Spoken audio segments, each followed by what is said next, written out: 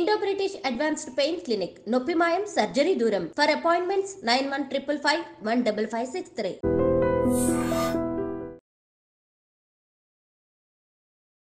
సంక్రాంతి సినిమాలు వచ్చేసాయి. మరి థియేటర్లో కూడా అందరూ ఎంజాయ్ చేస్తున్నారు. కాకపోతే రిలీజ్ అయిన ఈ 3 సినిమాలలో అసలు ప్రేక్షకులు అసలు ఫస్ట్ విన్నర్గా ఎవరిని అనౌన్స్ చేశారనుకోవచ్చు.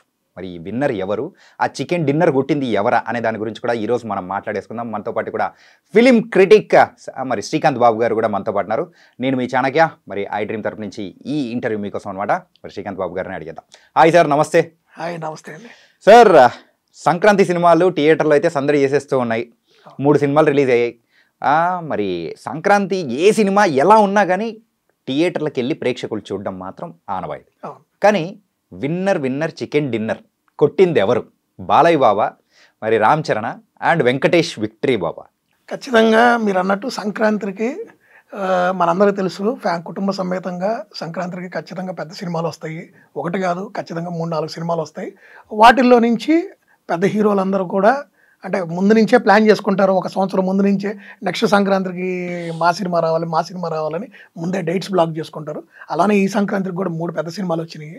రామ్ చరణ్ కానివ్వండి, మన బాలకృష్ణ గారిది కానివ్వండి, వెంకటేష్ గారిది కానీ.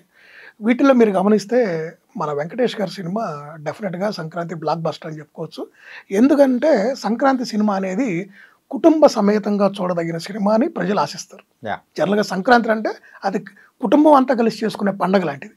అంటే ఎక్కడెక్కడో హైదరాబాద్లో ఉన్న వాళ్ళందరూ కూడా వాళ్ళ స్వగ్రామాలకు వెళ్ళిపోయి అక్కడ పెద్దలు, ఇంట్లో ఉన్న అమ్మమ్మల, తాతయ్యలు అందరితో కలిసి చక్కగా ఒకరోజు భోగి మంటలు వేసుకొని రెండో రోజు సంక్రాంతికి వచ్చిన 1-2 సినిమాలు చూసి ఆ కోడి కూరలు మీరు చెప్పిన ఇవన్నీ ఎంజాయ్ చేసి రావటం అనేది ఒక ఆనవాయితీ. కాబట్టి సో ఈసారి సంక్రాంతికి చూస్తే ముందుగా వచ్చింది మనకి గేమ్ చేంజర్ వచ్చింది. గేమ్ చేంజర్ని పాన్ ఇండియా లెవెల్లో దిల్ రాజు గారు నిర్మించడం జరిగింది. శంకర్ గారు దానికి డైరెక్టర్గా ఉండటం, దీంతో ఒక పెద్ద బజ్ వచ్చింది. దాంట్లో ఎటువంటిది లేదు. ఎందుకంటే ఒక గ్లోబల్ స్టార్ రామ్ చరణ్ ఏంటి, మనకి ఈరోజు మనం పాన్ ఇండియా సినిమాల గురించి మాట్లాడుకుంటున్నాం. అసలు నన్ను అడిగితే శంకర్ గారు డే 1 నుంచి తీసిన ప్రతి సినిమా కూడా పాన్ ఇండియా సినిమానే. అది మనందరం విట్నెస్ చేసాం. సో డెఫినెట్గా శంకర్ గారి సినిమా అనగానే వెరీ హై హోప్స్ ఉంటాయి, దాంట్లో ఎటువంటి సందేహం లేదు. రెండోది, మన టాలీవుడ్లో ఒక పెద్ద ప్రొడ్యూసర్ అయినటువంటి దిల్ రాజు గారు ఈ సినిమా నిర్మించారు. దాంతో ఆ సినిమాకి ఎక్కడ లేనటువంటి ఓవర్ ఎక్స్పెక్టేషన్స్, ఓవర్ బజ్. ఎందుకంటే ఆల్మోస్ట్ 3.5-4 ఏళ్ళ నుంచి ఆ సినిమా నిర్మితం అవుతూ వస్తుంది. సో రకరకాల రీజన్స్ వల్ల లేట్ అవటం కానివ్వండి, ఇలాంటి జరుగుతుంది. సో డెఫినెట్గా అది పెద్ద హిట్ అయితే అవ్వాలి కూడా అనే ఒక ఇదిలో ఏంటంటే అందరూ దాన్ని బాగా ప్రమోట్ చేయడం కానీ, ప్లాన్ చేయడం కానీ, ఈవెన్ ప్రీ రిలీజ్ ఫంక్షన్కి అటు పవన్ కళ్యాణ్ గారిని రావడం కానీ ఇవన్నీ జరిగినాయి. బట్ అనుకోని విధంగా సంక్రాంతి బరిలో ఆశించిన ఫలితం అయితే ఆ సినిమా సాధించలేదు, వేరియస్ ఫ్యాక్టర్స్ వల్ల. అంటే ఆ డిలే అవటం వల్ల ఏంటంటే ఆ సినిమాలో శంకర్ గారు మనకి ఒక దోప్ సాంగ్ అని ఒకటి ఉంటుంది. ఆ ఒక్క సాంగ్లో తప్పితే నాకంటే పర్సనల్గా నాకైతే శంకర్ గారు ఎక్కడ డైరెక్షన్ కనిపించలేదండి, టు బీ ఫ్రాంక్. మిగతా నెక్స్ట్ బాలకృష్ణ గారి సినిమాకి వస్తే డెఫినెట్గా బాలకృష్ణ గారి అభిమానులు ఆయన నుంచి ఏమైతే ఆశిస్తున్నారో ఆ పర్టికులర్ యాక్షన్ ఎపిసోడ్స్ కానివ్వండి, ఆ మాస్ డైలాగ్స్ కానివ్వండి, డెఫినెట్గా అవి బాగా పండినాయి. అంటే సంక్రాంతికి మా బాలయ్య వస్తాడు, మాకు కావలసిన వినోదాన్ని పంచుతాడు అనే ఏదైతే ఒక ఆనవాయితీ ఉందో దాన్ని మళ్ళీ బాలకృష్ణ గారు ఈ సినిమాతో ఇంకొకసారి నిరూపించుకున్నారు. సంక్రాంతి బాలయ్య అనిపించుకున్నాడు, దాంట్లో ఎటువంటి సందేహం లేదు. అక్కడ ఒక చిన్న ప్రాబ్లం ఏంటంటే టైటిల్ పరంగా డాకు మహారాజ్ అనే టైటిల్ వల్ల ఏంటంటే ఇది ఫ్యాన్స్ సినిమా, ఇది బాలయ్య అభిమానులు సినిమా అనే ఒక ముద్ర పడిపోయింది. టైటిల్ కనుక కొంచెం డిఫరెంట్గా ఉన్నట్టయితే డెఫినెట్గా ఫ్యామిలీ ఆడియన్స్ కూడా ఆ సినిమా కనెక్ట్ అయ్యేవాళ్ళు. ఎందుకంటే ఆ సినిమాలో ఫ్యామిలీ కనెక్ట్ అయ్యే విధంగా కొన్ని ఎపిసోడ్స్ ఉన్నాయి. ఆ ఫ్యామిలీ బ్యాక్డ్రాప్ ఉంది, ఒక పాప ఎపిసోడ్ ఉంది, ఇట్లా కొన్ని ఉన్నాయి. మన సినిమా రివీల్ చేయకూడదు కాబట్టి ఇట్లాంటి కొన్ని సెంటిమెంట్స్, కొన్ని కనెక్షన్స్ ఉన్నాయి. కాబట్టి డెఫినెట్గా కొంచెం బెటర్ టైటిల్ అయితే ఇంకా బెటర్ రిజల్ట్ ఉండేది అనేది నా పర్సనల్ అభిప్రాయం.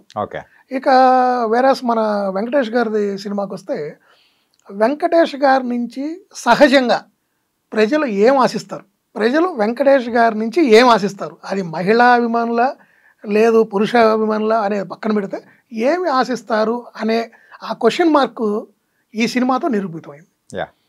F2 తర్వాత F2 ఆ స్థాయి సినిమా కాకపోయినా కూడా వెంకటేష్ గారు కుటుంబ సమేతంగా చూడదగినటువంటి ఒక మంచి కామెడీ ఎంటర్టైనర్ సినిమాని చేశారు. ఫ్యామిలీ ఎంటర్టైనర్, దాంట్లో ఎటువంటి సందేహం లేదు. చక్కగా సినిమాకి వెళ్ళి కుటుంబ సమేతంగా చూడదగిన సినిమా, ఎక్కడ అశ్లీలత లేదు, మెయిన్ డ్రామా చక్కగా ఉంది, ఆ ఫ్యామిలీ మధ్య జరిగినటువంటి ఆ కామెడీ కానివ్వండి, ఇవన్నీ కూడా చక్కగా వర్కౌట్ అయినాయి. అంటే ప్రజలకి ఏమి కావాలి, ఆ 2.5 గంటల్లో వాళ్ళు ఏదైతే ఆశించి ఆ సినిమాకి వెళ్ళారో అది వాళ్ళకి ఇచ్చారు. సో వెంకటేష్ గారు ఒక విధంగా చెప్పాలంటే ఈ సినిమాతో ఆయన బలాన్ని నమ్ముకొని ఈ సినిమా చేశారు, అంటే హిట్ కొట్టారు. సింపుల్గా చెప్పాలంటే వెంకటేష్ బాబు కాదు, విక్టరీ బాబు అదే అనిపించుకున్నారు. ఇంకొక విషయం కూడా మనం మాట్లాడుకోవాలి సార్, ఏంటంటే మీరు చెప్పిన మొత్తం 3 సినిమాలను బట్టి అయితే విన్నర్ మరి వెంకటేష్ బాబు గారు. మరి వెంకటేష్ గారు కొట్టిన ఈ మూవీ గురించి మనం కొంచెం మాట్లాడుకుందాం. షూర్. ఈ మూవీ అంటే ఈ యొక్క రేస్ అనేది గమనిస్తే 2019లో కూడా సేమ్ ఈ ముగ్గురే వచ్చారు, అప్పుడు కూడా విన్నర్ వెంకటేష్ గారే. ఈసారి మాత్రం కొంచెం డౌట్ అనేది కూడా ఉంది, డాకు మహారాజా లేకపోతే మన సంక్రాంతికి వస్తున్నామా అనేది ఉంది. మరి ఈ రెండిట్లో మీరు ఏదైనా ఓటేస్తారంటారు? డెఫినెట్గా డాకు మహారాజ్ సినిమా కూడా బాగుంది, కానీ వెంకటేష్ గారు బ్లాక్ బాస్టర్ కొట్టారు, బాలయ్య గారు హిట్ కొట్టారు. ఓకే, సింపుల్గా చెప్పాలంటే బాలకృష్ణ గారి సినిమా బాగలేదని కాదు, బాగుంది. నేను ఇందాక చెప్పాను కదా మీకు, ఆ టైటిల్ వల్ల ఏంటంటే కొంచెం ఫ్యామిలీ ఆడియన్స్ ఇనిషియల్గా కరెక్ట్ కాలేదు. ఒకసారి పబ్లిక్ వెళ్ళి వాళ్ళు ఇస్తున్న రెస్పాన్స్ బట్టి ఇప్పుడు ఫ్యామిలీ ఆడియన్స్ కూడా వెళ్తున్నారు. వేరే సంక్రాంతి సినిమా చూస్తే అనిల్ రావిపూడి గారు సినిమా తీయటం మీద ఎంత దృష్టి పెట్టారో, ఎంత టైం పెట్టారో, ఎంత ఖర్చు పెట్టారో అది పక్కన పెడితే ప్రమోషన్స్ మాత్రం అత్యద్భుతంగా చేశారు. ఈ 3 సినిమాలతో కంపేర్ చేసుకుంటే దానికి ఎక్కువ బజ్, అంటే బజ్ ఎలా వచ్చిందండి, ఆ promotions, the way he promoted ఆ సినిమాని ప్రతి ఒక్కళ్ళు ఆ ప్రమోషన్స్ లోనే ఓన్ చేసుకున్నారు. ఇంటిల్లో 10 రోజుకు ఒక కొత్త ప్రమోషనల్తో వాళ్ళు రిలీజ్ చేశారు. 5 days to go, 4 days to go అని ఒక చిన్న బిట్స్ రిలీజ్ చేయటం, ఒక కామిక్స్ చేయటం, మన సంక్రాంతి పండుగను ఒక ఈవెంట్ చేశారు. ఇవన్నీ కూడా ఏంటంటే ఇంట్లో ఉన్న ప్రతి ఒక్కళ్ళకి అరే ఈ సినిమా ఎప్పుడు వచ్చింది, ఎప్పుడు నా వైఫ్ని నా పిల్లల్ని తీసుకుని వెళ్ళి చూద్దాం అని ప్రతి ఒక్కళ్ళు ఎదురు చూశారు. ఇవాళ మీరు గమనిస్తే ఒక టికెట్ దొరకట్లా, టికెట్స్ కావాలని కూడా చాలా మంది రికమెండ్ చేసుకుని వెళ్ళే పరిస్థితి వచ్చింది. చాలా రోజుల తర్వాత, ఇది చాలా రోజుల తర్వాత ఇవాళ మళ్ళీ అలాంటి పరిస్థితి వచ్చింది వెంకటేష్ సినిమాకి. లాస్ట్ ఇయర్ మనం చూసాం సైంధవ్ అని సినిమా చేశారు, అది అప్పుడు ఎట్లానే వచ్చింది, కానీ అది డిజాస్టర్. అంటే ఒక యాక్షన్ సినిమా చేశారు. నేను మళ్ళీ చెప్తున్నా, వెంకటేష్ గారి బలం కామెడీ, ఆయన టైమింగు, ఆయన స్క్రీన్ మీద అలా కనిపిస్తే అటు ఇంట్లో ఉన్నటువంటి కుటుంబం మొత్తం కూడా ఆ సినిమాను చూస్తూ అలా లీనమైపోతారు. ఆయన ప్రతి సినిమా కూడా అదే. సింపుల్ చెప్పాలంటే ఒక ఫ్యామిలీ స్టార్ ఎవరంటే అది వెంకటేష్ బాబు గారు. ఆయన తర్వాతే ఎవరైనా ఒక ఫ్యామిలీ ఎంటర్టైనర్ చెయ్యాలి అంటే నెంబర్ 1 వెంకటేష్. ఇంకొక విషయం కూడా చెప్పుకోవాలి సార్, నా పర్సనల్ ఎక్స్పీరియన్స్, ఊర్లోకి వెళ్ళినప్పుడు ఆ రూరల్ ఏరియాలో ఉన్న సింగిల్ స్క్రీన్ థియేటర్స్లలో అయితే చాలామంది లేడీస్ కూడా ఏంటంటే థియేటర్లోకి వెళ్ళిపోయి సీట్లు లేకపోయినా కానీ మన పాతకాలంలో ఏంటంటే కింద కూర్చొని చూడ్డాలు. సో వెంకటేష్ గారి సినిమాకు ప్రత్యేకంగా అలాంటి వాతావరణం అనేది కూడా చాలా చోట్ల చూస్తున్నాం, వచ్చింది. నిజమే, వాస్తవే. ఎందుకంటే ఇక్కడ 3 సినిమాలు ఉన్నాయండి, సో థియేటర్స్ కూడా కొంత అడ్జస్ట్మెంట్ కానివ్వండి, ఇవన్నీ రకరకాల ఇష్యూస్ ఉంటాయి కాబట్టి కొంత థియేటర్స్ కూడా సరిపోవట్లేదు ఈ సినిమాకి అనేది కూడా ఒక టాక్ ఉంది. ఇంకా మోర్ ఓవర్ మీరు కనుక చూస్తే బాలకృష్ణ గారి సినిమా కూడా బాగా చేస్తుంది, అంటే బాక్స్ ఆఫీస్ దగ్గర మంచి ఫలితాలు వస్తున్నాయి. ఆల్రెడీ డిస్ట్రిబ్యూటర్స్ అందరికి కూడా ఆ సినిమా మంచి ఫలితాలు ఇస్తారు, దాంట్లో ఎటువంటి సందేహం లేదు. కొంతమంది ఆల్రెడీ లాభాల్లోకి వెళ్ళారు కూడా, ఇంకా రానున్న రోజుల్లో మిగతా వాళ్ళందరూ కూడా లాభాల్లోకి వెళ్తారు. నాకు తెలిసి ఈ వీకెండ్కి అందరూ కూడా మంచి రిటర్న్స్ అనేది చూస్తారు, అటు ప్రొడ్యూసర్కి కానివ్వండి, మొత్తం అందరికీ ఖచ్చితంగా అది మంచి సినిమా అవుతుంది అది కూడా. ఇక ఈ సినిమా అయితే మాత్రం దిల్ రాజు గారికి డెఫినెట్గా ఈ టైంలో ఆయనకి హిట్ వాంటెడ్ అండి, ఓకే, అది ఆయనకు చాలా అవసరం. అలాంటి హిట్ వచ్చింది. మళ్ళీ ఇంకొకటి, ఏదైతే ఈ మధ్య కొంచెం అభిమానులకి దూరంగా, అంటే వెంకటేష్ గారు మళ్ళీ ఎప్పుడు F2 F3 లాంటి సినిమాతో ఎప్పుడు వస్తారా అని ఎదురు చూస్తున్న అభిమానులకి వెంకటేష్ గారు మళ్ళీ ఒక మంచి సినిమా ఇచ్చారు. మళ్ళీ కుటుంబంతో సహా చక్కగా వెళ్ళి చూడొచ్చు మా వెంకటేష్ గారి సినిమా అనే పరిస్థితి క్రియేట్ చేశారు. సో మెయిన్ సంక్రాంతికి ఏది కావాలో ఆ వినోదాన్ని వెంకటేష్ గారు ఇచ్చారు. సో సంక్రాంతి విన్నర్ ఆయన. అంటే కలెక్షన్స్ పరంగా అయితే వెంకటేష్ బాబు గారి అంటే ఆయన ట్రాక్ రికార్డులో కలెక్షన్స్ నేను మీకు ఖచ్చితంగా చెప్తున్నా అండి, మంచి కలెక్షన్స్ వస్తున్నాయి. వాళ్ళు ఆశించిన దానికన్నా, అంటే మీరు సినిమా రిలీజ్కి ముందు నాకు ఇంత రావాలనుకుంటారు, ఫస్ట్ డే 1 కలెక్షన్స్ చూసినాక వాళ్ళ ఎక్స్పెక్టేషన్స్ మళ్ళీ పెంచుకున్నారు. వాళ్ళు ఏదైతే సినిమా రిలీజ్కి ముందు వాళ్ళు ఒక మార్క్ పెట్టుకున్నారో ఆ మార్కుని చెరిపేసుకొని ఇంకో కొత్త మార్క్ పెట్టుకునే పరిస్థితి క్రియేట్ అయింది. సో నిన్న కూడా చూస్తే డే 2 కూడా చాలా అద్భుతంగా ఉంది. ఖచ్చితంగా మీకు చెప్తున్నా కదా, వాళ్ళు ఆశించిన ఫలితాల మీద మంచి ఫలితాలు రాబోతున్నాయి, అంటే దాంట్లో డౌట్ లేదు. సంక్రాంతి రేస్లో ఈ ముగ్గురులో so last entry so winner అయిపోయాడు వెంకటేష్ గారు. జనరల్గా కూడా మనం చూస్తుంటే కొన్ని సంవత్సరాల నుంచి అదేంటో మరి గమ్మత్తు ఏంటో తెలియదు కానీ లాస్ట్లో వచ్చిన సినిమాలే బాగా ఆడుతున్నాయి. అదే సార్, రేసులో వాళ్ళు లాస్ట్ అనుకున్న వాళ్ళే గెలుస్తున్నారు.